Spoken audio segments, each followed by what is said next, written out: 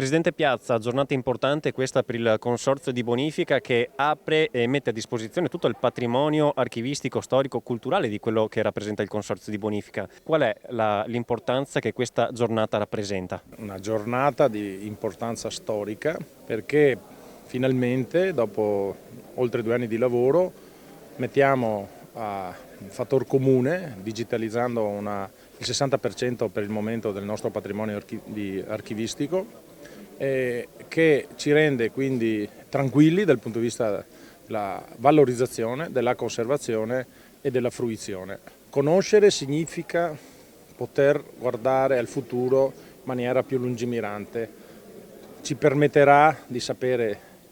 cosa è stato fatto, chi siamo, da dove veniamo e ci permetterà di poter scegliere dove andare in maniera più conscia e anche più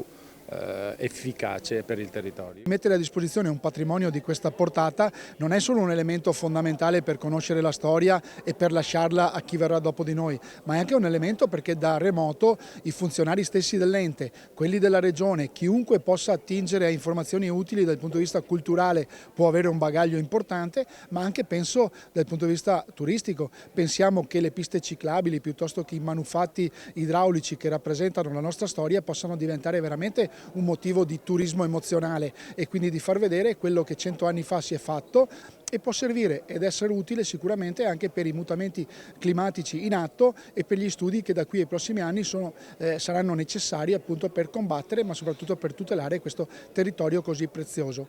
L'archivio del Consorzio di Bonifica ha materiale diverso, quindi non soltanto quello che meramente possiamo chiamare documenti cartacei, ma lucidi, a mappe, al materiale relativo a tutte le costruzioni messe in atto per contenere e regimare le acque e quindi ecco, da parte degli archivisti è necessaria una conoscenza, una competenza, un'abilità che riesca a intervenire anche su questi materiali. Professoressa Novello, Terre Volute, un progetto ancora in crescita, oggi si arricchisce di un nuovo tassello. Quale?